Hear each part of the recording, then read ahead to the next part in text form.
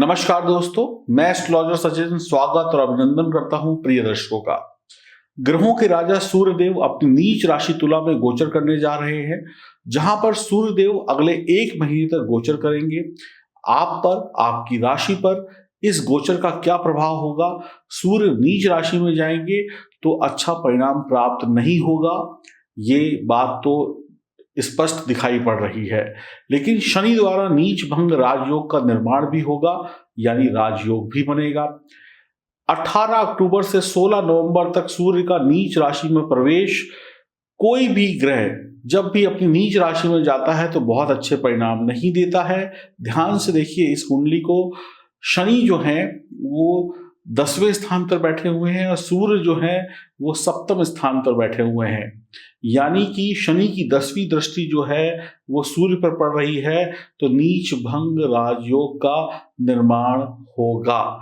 शनि मकर राशि में होंगे, शनि की 10वीं दृष्टि सूर्य पर होगी। इसका अर्थ हुआ शनि द्वारा नीच भंग राजयोग का निर्माण करना। इसका अर्थ हुआ सूर्य अब नीच का प्रभाव नहीं देंगे, नीच भंग राजयोग के परिणाम देखने को कम मिलेंगे। अधिकतर मामलों में सफलता प्राप्त होती हुई दिखाई देगी सभी राशि वालों को। किन राशियों पर अधिक प्रभाव होगा? जिनको सूर्य या शुक्र की दशा महादशा चल रही है, जिनका जन्म चित्रा, स्वाति या विशाखा नक्षत्र में हुआ है, जिन लोगों की राहु केतु की दशा चल रही है, वो लोग थोड़ा सावधान रहें। वीडियो में उपाय भी बताऊंगा। नीच भंग राजयोग यानी पहले परेशानी, उसके बाद उस परेशानी का अंत होना, यानी पहले दुख बाद में सुख का मिलना, यानी पहले नीचता होगी फिर वो भंग हो जाएगा। सूर्य राजा हैं, शुक्र जो है विलासिता है। अगर कोई राजा विलासिता के चक्कर में पड़ जाए या विलासिता में डूब जाए तो अपना राजकाज चौपट कर बैठता है। इसीलिए सूर्य तुला राशि में नीच के होते हैं। तो ये एक जानकारी थी जो आप समझ गए। अब जानेंगे आपकी राशि पर इसका क्या प्रभाव पड़ने वाला है। और आगे आने वाली है दीपावली। क्या इस दीपावली में सूर्य देव की कृपा से काम बनेंगे या नहीं बनेंगे? क्या उपाय करने चाहिए? आइए विस्तार पूर्वक जानते हैं। ये जानकारी चंद्र राशि और नाम राशि पर आधारित होगी। तो सूर्य का तुला राशि में गोचर मीन राशि वालों के लिए क्या लेकर आ रहा है? मीन राशि के जातकों के लिए सूर्य आपके 6ठे भाव के स्वामी हैं और आपको इस समय में तंत्र मंत्र भूत प्रेत जैसी जो विपदाएं होती हैं इनसे बचने का रास्ता ढूंढना होगा। आपके लिए ये बहुत अनुकूल नहीं होगा। आपके जीवन में कई बाधाएं आएंगी। हाँ, धन लाभ हो सकता है कुछ क्षेत्रों में। जो लोग मेडिकल लाइन में हैं, इंश्योरेंस में हैं, सरकारी कर्मचारी हैं, उनके ट्रांसफर और प्रमोशन के योग बनेंगे। नौकरी में बड़े बदलाव की तरफ आप जा सकते हैं। नौकरी या व्यापार में बड़ा परिवर्तन के योग बन रहे हैं।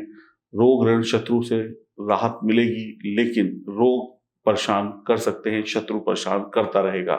कोई लंबी बीमारी का इलाज भी आपको मिल जाएगा। फैसले लेने में जल्दबाजी बिल्कुल मत दिखाइएगा।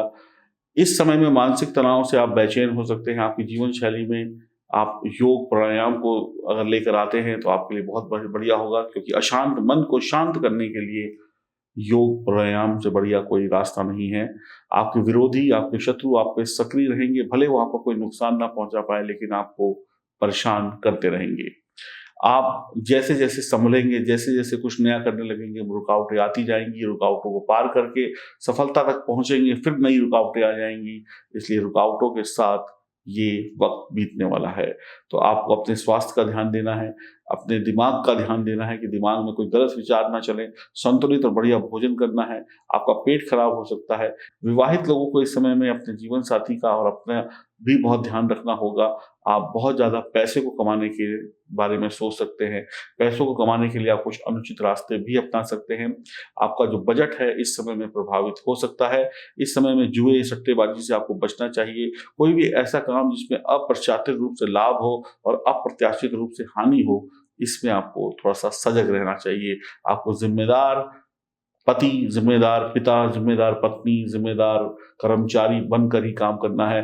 गैर जिम्मेदाराना होना आपके लिए हर क्षेत्र में हानिकारक हो सकता है।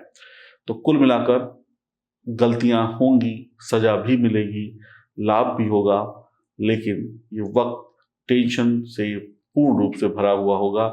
इसलिए माँ सरस्वती की आराधना से आपको लाभ मिल सकता है। रविवार को बंदरों को गुड़ खिलाने से भी लाभ मिल सकता है।